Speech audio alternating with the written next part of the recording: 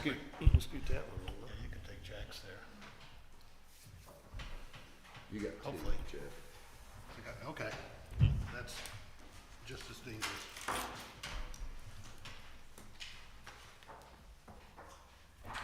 All right, good morning, everyone.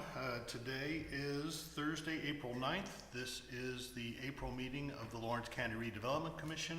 We recognize it's 10 o'clock, which is our stated time for beginning the meeting, so we'll call the meeting to order. Members have been given a proposed agenda for the meeting. I'd ask if everybody's satisfied with the agenda or anyone has any desire to add, subtract, multiply, or amend.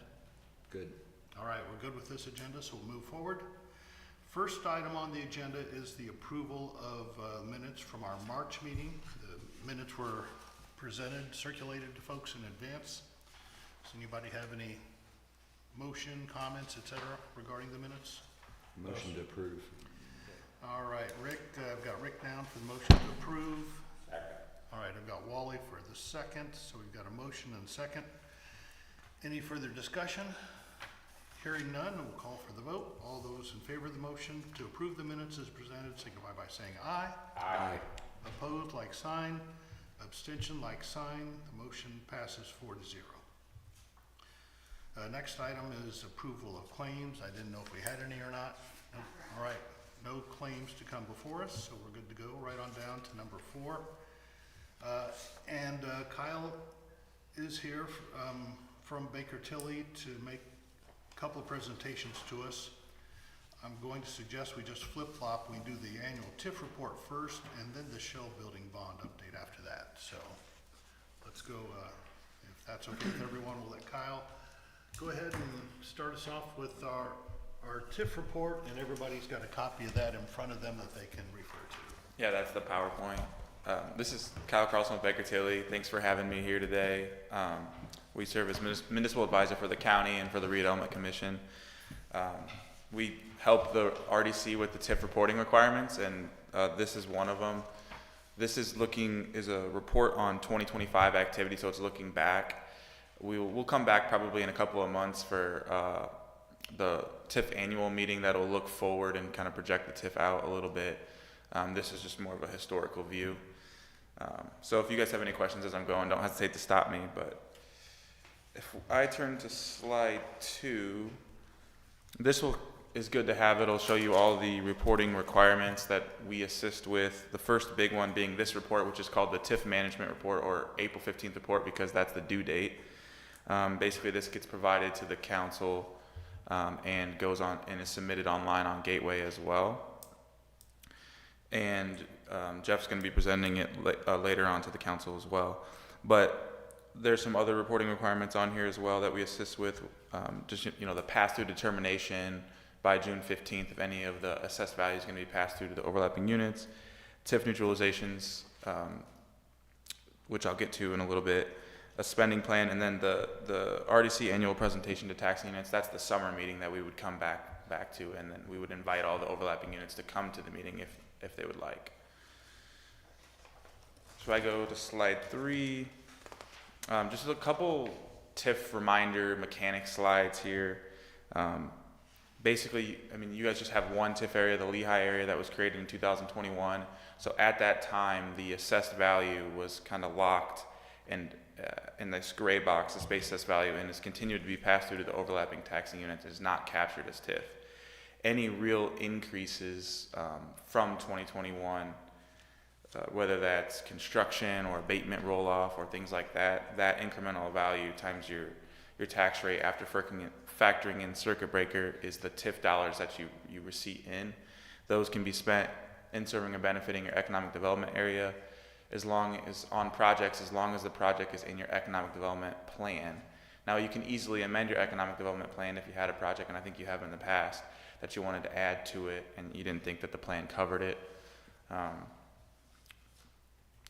As long as, so really the projects just need to be in serving or benefiting the boundaries of the EDA or TIF area. I will say with the base assessed value, it can change slightly year to year. That's the TIF neutralization process I highlighted on. It's really just, we help calculate a factor to adjust the base up for trending, because really the TIF should only capture real growth or construction. And then this really just postpones the pass-through of the VIP values. So once the TIF area ends, AVs would go up. The county's budget can really only grow at about a 4% level, so that would put downward pressure on the tax rate, once this TIF area expires. On to slide 4, and the purpose of TIF. So the purpose of TIF is to finance incentives or infrastructure needed to induce private investment, to encourage orderly economic growth in target areas, to redevelop blighted areas. A lot of times, a company may not even know they're in a TIF area because they just pay their property taxes the same as they would otherwise. It's just the money goes into the Redevelopment Commission's allocation fund. Slide 5 is more for when you present this to the council so they know the members on the board. Obviously you guys know the members, but this is just a little summary of 2025. And then on slide 6, this is just a summary of the Lehigh area. It was established in October of 2021. It doesn't have an expiration date. We're going to be talking about the shell building bonds next, and the kind of the timeline of that, but we could be closing on those bonds as early as May 7th. So that would really start the clock of the TIF area. So, it would have a 25-year life. So the expiration date of the area would be May 7th, 2051, 25 years from that date. The slide 7 will have the finances, so it'll show you the total revenues and expenditures at the top there. I will say with the revenues, that includes $80,000 of abatement fees shared with the Redevelopment Commission. And then on the expenditures, that probably looks high. That's because back in 2024, when the BOT loan, when you guys went into the BOT loan, there was over $500,000 of money transferred to First Farmers to kind of set aside interest for some of those BOT loan payments. Well, we're accounting for those payments in this year. There was $268,000 of monies from that fund that First Farmers is holding that went to pay the BOT interest. And so that's a part of this $340,000. And then in the middle section there, you can see kind of a breakdown by the SBOA categories. $47,000 for professional services, $25,000 for fire equipment for Marion Township, a little bit for utility, and then there's the $268,000 that went towards the BOT interest.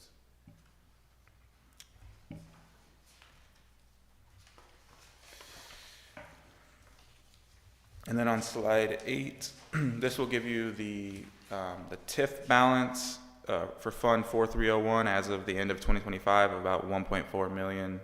And then we also are tracking that deposit fund I was just talking about that First Farmers is holding. At the end of the year, there was $328,000 in there, a little bit more than we anticipated because they're actually gaining interest. So they're paying interest and gaining interest. But now, just so you know, as of a couple weeks ago, the balance was $272,000, which you'll kind of see when we go through the bond. So the middle section there is a summary of the debt payments for the BOT loan. As I said, in 2025, there was $268,000 paid. In total, there's been a little bit more than that. But the final maturity date, if you didn't issue the bonds, you'd either have to pay off the loan or you'd have to issue bonds by February 1st of 2029. We're looking at doing that earlier, as we're going to get to. But the total principal and outstanding, if you didn't pay it off early, would be about $6,330,000 remaining.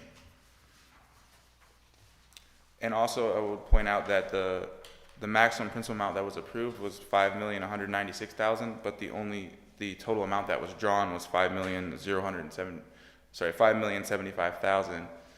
So that $120,000 was funneled into this deposit fund and isn't being expensed.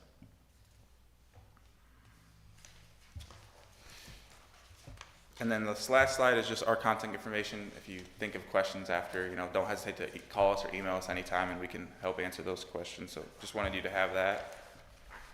And that's really the TIF management report. I don't know if there's any questions, and then I can hop into the feasibility. Anyone have any questions on that one? Okay, all right. Thanks for doing that, Kyle. We'll move right in then to talking about the bond. All right. So that's the other file that was provided. it should say Baker Tilly in the top right corner.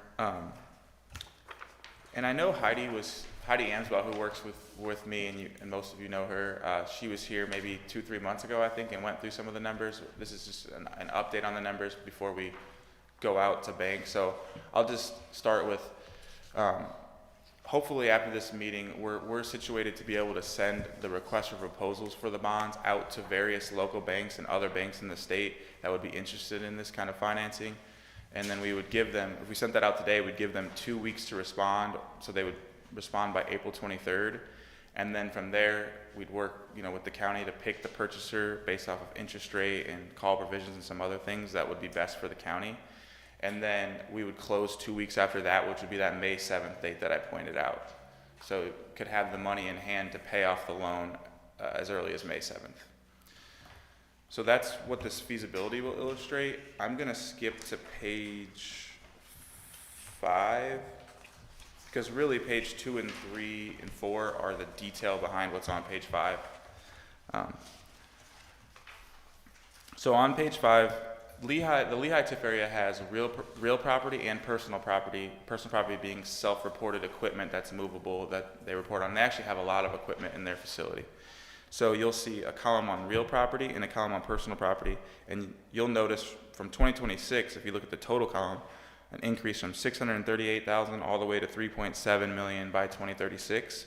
And that's because the biggest reason there is there's property tax abatements on the real property and personal property side that are going to be rolling off.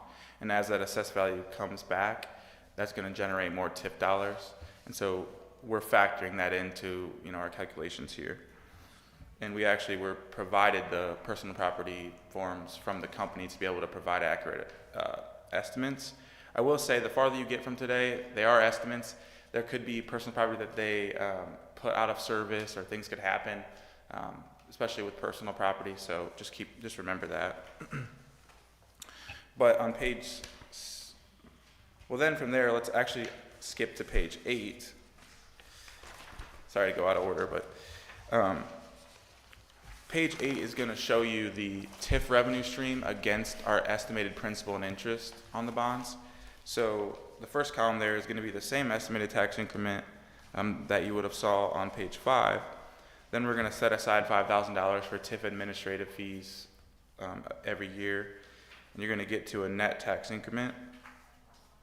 The proposed debt service column is the principal and interest that we've structured to be paid annually until 2033. And probably the most important column for you guys is the estimated tax increment remaining. That's the tax increment following the debt service that can go towards other projects or other incentives and things. And so you can see that ranging from 333,000 all the way to 2.3 million there at the end.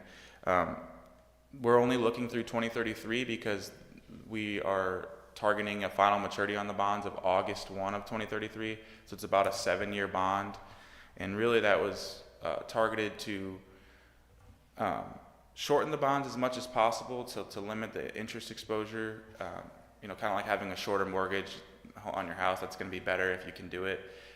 But also wanting to have enough TIF left over to be able to be spent on other projects and other incentives and things. So if you see on the far right column there, that's just over a 200% revenue to debt coverage. So essentially, you have that leftover tax increment to go towards other projects as well. And also with the lower bond term, there'll be more banks interested. Banks can be a lot more interested in things, 10 years or less than a 20-year bond, which should increase the appetite and the interest rate that you guys get. So, and then if you wanted to see the amortization, you could go back to page 7. So we're estimating that this would take a bond of just under 5 million, so a bond of 4,955,000. And we're estimating the interest rate could be around 5.5%. Now we won't know until 2 weeks from now when we get the responses back, but hopefully we're close to that number. And then if it's a 5.5% interest rate, you'd be paying about 1,300,000 in interest. If it was a longer bond, you'd be paying more interest, right? So if we went, and then I think lastly, I'll just jump to page 6, one page back again.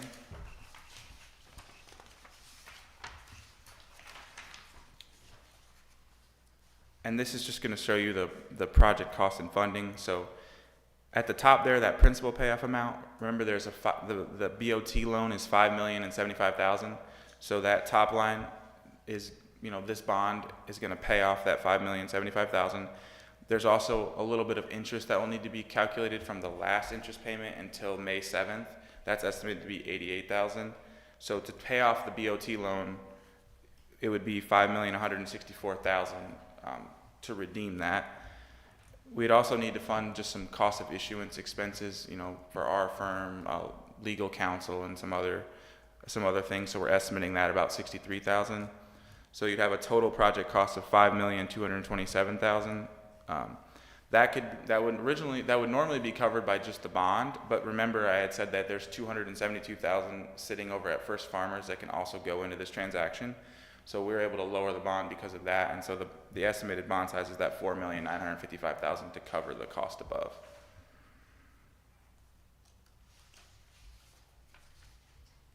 Yes, and this bond, from approvals from 2 years ago, it would have a property tax backup, as in though if the TIF revenue wasn't there, then there could be a property tax. But again, that's why we're being conservative with showing a 200% revenue to debt coverage, because we don't want that to ever need to happen again. And that's really the numbers and the timeline of the issuance, and as long as everyone's in agreement. We had went through the bond approvals several years ago, but we could send the RFP out today even. So I don't know if there's any questions. Well, Kyle, thank you very much. Appreciate you coming down and presenting the information to us. I think it's good for us to kind of know what the flow is going to be. It's really the next 3 to 4 weeks are going to be pretty active in terms of sending that out to RFP and getting the responses and finding the best answer. Kyle and Heidi and Lisa and I have been on phone a couple times the past couple weeks. They've been educating me as best as I can retain what they teach me, and I feel comfortable with what we're doing here. The high level of debt service coverage it gives the banks a lot of comfort in knowing that there's going to be plenty of revenue coming, and they should feel that hopefully that will lead them to being competitive on the interest rate they offer us. So, and the callable feature that Kyle mentioned, if we were to sell the shell building before this bond is paid off, which we certainly all hope we'll do, then the call option will tell us when we might take the proceeds from the shell building sale and use those to pay off the bond early. So that's what the call feature is all about. Yeah, and we've kind of hinted at what we're going to send out a request for proposal packet. We've hinted at the county wants a flexible call provision, and they have to put their provision into their, they're not just providing interest rate, they're going to provide what they're comfortable with for the call provision, and that's going to ultimately go into the decision of who the county goes with, because you're probably going to want that flexibility.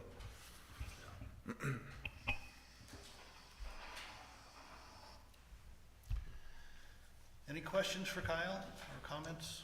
Everybody comfortable with where we are? No, I'm good. I'm good. So we'll have a bond issue. We'll pay off Greg Mart's development. We'll be owners of the building. So next month we will have to seriously talk about things like maintenance of the building, maintenance of the grounds, all those things. I know all of you have talked about that already in previous meetings, but we'll have to, start taking concrete steps to make sure that we maintain the building and the property appropriately. I think it needs to be, it needs to be sold, to show it. Yeah. Yep. I put feelers out just for somebody to mow and keep weeded, and I've had 2 respond, but not on paper. They actually want to know if we're gonna clean up the rocks. Have we talked to Greg Flynn about where he actually went through? There's a great deal of rock that surfaced in it, and nobody will mow it looking like that. All right, I can check on that. And we have a huge erosion problem on Yeah, the kitchen pond. I'll address that here in a minute. So, to that right now, if everybody's okay on the agenda. Item number 7 was the Shell Building update, and so why don't I just go ahead and go right there. I did trade emails with Greg Martz and Chris Lazur from Runabout. I asked about erosion in a couple places and about the fan. His response as of yesterday were, the electrician investigated the fan last week. He is going to replace it with a new one. The new one should arrive anytime now and will be installed as soon as it does. So the fan issue that we were concerned about and the impact it was having on moisture levels in the building. Right. Hopefully with an operating fan, we'll get that moisture issue taken care of. Something else we gotta look at too. I was down the other day when we had a really windy day and our glass doors are blowing open. And I actually laid a big rock there to keep the door. I don't have a key to lock it. I don't either. I need to get a key. That's a good Yeah. We can't afford for that big 16-foot glass wall to be broke out. Yeah, okay. We can, but I would want to. All right, so I need to get the keys. So that was one of the issues. Second issue, I talked about the erosion right up by the door, kind of between the building and the parking lot area. Right. Their recommendation was that we put a landscaping rock, like a river rock, in the space between the sidewalk and the building to correct the issue. Is that okay with you? Are we comfortable with doing that? I'm good. Yeah, Okay. River Road. You mean simply to stop the erosion? Yeah, Yeah. stop it, cover it Well, up. some of it's gonna need some dirt first, Okay, especially on the south end by where the office, where it's projected out. If you look at the front of it, that's not on that picture. Where the building comes and then we have the corner where it kind of stands out and the glass doors are here. Right in this area right here, it's eroded out pretty bad right up to the Blacktop Drive. all right. It probably needs dirt first, and it's got 2 holding ponds out in the flat part. It holds a lot of water, Okay. yeah. Then the other erosion you're talking about, the significant erosion leading into the main retention detention. Greg says that Flynn advised that we ought to just put riprap in that area that is eroding. I agree. He thinks if we regrade it, it'll just have the same problem again, so. I would put riprap in mine. If it was on my county road, I'd riprap it. I'd stop the erosion with riprap. Okay, Probably a blanket, then riprap on it to keep weeds from growing back up through the riprap.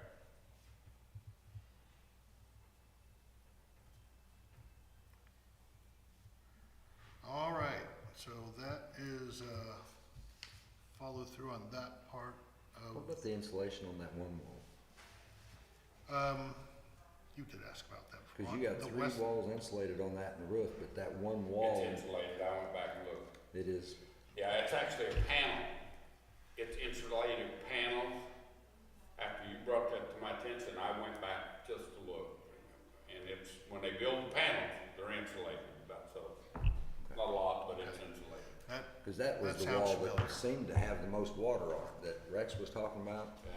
so, I mean, it was damp. I actually went down through there feeling, Yeah. feel the moisture. But if it's not ventilated, it's gonna, you can't stop that. If the fan's working, then we're at least progressing in the right direction. So they're saying that the fan needs to be replaced completely, is that right? Yeah. Okay, Yeah, okay. so that should be on, I think, yeah, oh yeah, it should be operating, I mean, it should just Yeah. be continuous operation. yeah. All right, so, hopefully that fan will be replaced this week or so. If we can get down there over the next couple weeks and check it and make sure it is handling the moisture, we'll hopefully have that completely resolved before we actually buy the building. So, all right, I'll follow up with questions on the glass door, getting the keys for that particular, make sure they do the riprap blanket and do a little soil fill in before they put the river rock down. So that is my shell building update on the building itself. Also wanted to give you an update that Kevin Archer from Cushman I asked him for a status report. He said that he's had a few inquiries, but no one has asked for a tour of the building yet to date. So, of course, that's just 1 month of report. But so those are reports on the Shell building. You can ask questions. I probably won't have many more answers than what I just told you, but any other questions, let me know. I'll ask someone else who knows. I want to give you an update on 621 Main Street in Mitchell, the big yellow building that we know has all those issues. The holdup on getting the environmental assessment done that we're willing to do is that the property owner needs to sign a waiver. And the environmental consultant gave us a waiver letter, and I gave it to the mayor, and the mayor's contacted the property owner twice asking him to come and sign it, and he just hasn't signed it yet. So we can't do the environmental assessment until that letter gets signed and the consultants know that they've got permission to be in the property. So that's what we're waiting on there. Having said that, I will say that working with the mayor and working with Regional Opportunities Initiative on whether we might be able to get some blight remediation funds to help assist with the 621 building. And there may be a way forward where money, well, it gets complicated. So the city got a grant to help work on the Monon South Trail.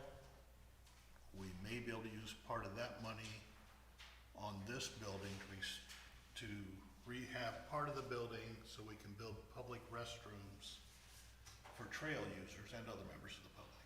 And so if we have that money, that can count as matching funds from blight remediation money. So we may be able to take, $300,000 of our trail construction funds, and that's me speaking for Radius right now, spending Mitchell's money to build public restrooms in this building, and that could potentially be matched with another $300,000 in ready funds. So that would be a good thing. And ROI has a developer who does projects like this, who is maybe going to get scheduled to come down and look at the building. So it's a very uncertain path, but there is kind of a path forward to actually seeing that building be saved and put back into use. So I'll keep you all informed on that. But for now, our only part is trying to get that assessment done on the environmental issues. Is that Ready 2.0? Yeah, Ready 2.0, that's it. Ready 2.0's got some funds for blight remediation, and it's got some funds for public art kind of stuff. And so this will be from the blight remediation side of it. Let me think, are we doing everything here? Yeah, we're down to other business. Are there any questions on anything that I've stumbled through so far? No, you need to talk to them and put my bridge over 60. I have a historic bridge. I need a place to put it. They need a bridge across Yeah, US 60. I want, I think it's a wonderful idea. I do too. I like it. I want to use your bridge. I've got a couple places I can put it, if all it takes is money. Wally.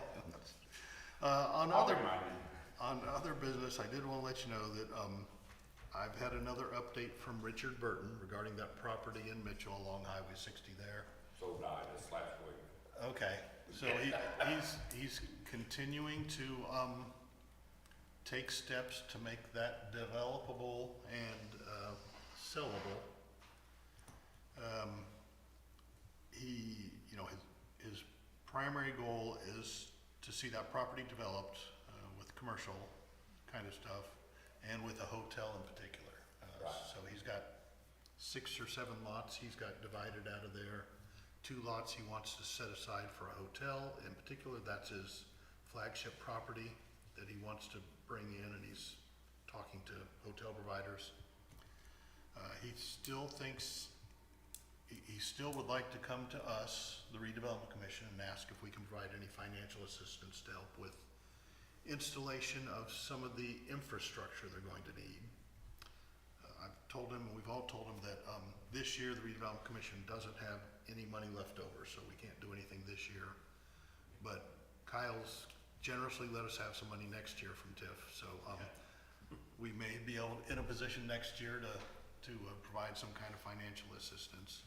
So he's gonna come to us probably in May or June when he's got some estimates on what he thinks he needs, and ask if we'll make some kind of a commitment for 27. I tried to explain to him, you know, we really can't, knowing we don't have none this year, and we really can't say nothing next year if he doesn't have some kind of a proposal as far as dollars and cents, what he's actually looking for, because we can't just sign a blank check. No, and I told him essentially the same thing, and that he said by the end of this month, he should have a hard estimate on what his costs are, and so he can bring that to us, and we can decide what, if anything, we want to do to assist, so. We got that. The other thing I wanted to bring up is for our good friend back there, Dan, will presumably be getting the tax abatement fee check later this year, and we've talked about splitting it with the Growth Council, and so we'll have to make that decision. But if we do make it, my suggestion is that we have an actual contract with NAN and say that we're providing this funding to you in return for services you provide to the redevelopment commission. I would like to hand off some of the things I'm doing to Dan and let him handle a little more of the administration here. And having it in contract form is important for Dan because it helps provide protection from open door and public records kind of things. If he's receiving funds through a contract, then he won't be subject to open door. If he were to receive funds from a public entity without a contract, potentially there's theoretically a case to be made that he should have to have an open door meetings kind of stuff. So having a contract with Dan will be important, and he really ought to know all the stuff we're talking about here with dealing with Cushman and Wakefield. That's really something that'd be advantageous for us and for Dan both to have those kinds of dealings, dealing with Kyle. You usually probably deal with the Lido directly as opposed to a chair of redevelopment commission, don't you, Kyle? It's different, it depends. Some redevelopment commission presidents are more involved than others, but we work with some LEDOs, some RDC presidents, whatever the county, thinks is best and wants to interact with, but certainly can you. All right. So that's my closing thought for the day. Dan, I hope that's okay with you. Any other issues anyone wants to bring up? Questions, comments, concerns? All right. You good, Michelle? All right. Well, then we will announce that our next meeting will be the second Thursday in May at this location. By then, we'll hopefully have our bond sold and we can break out the champagne and celebrate. All right. This meeting is hereby adjourned.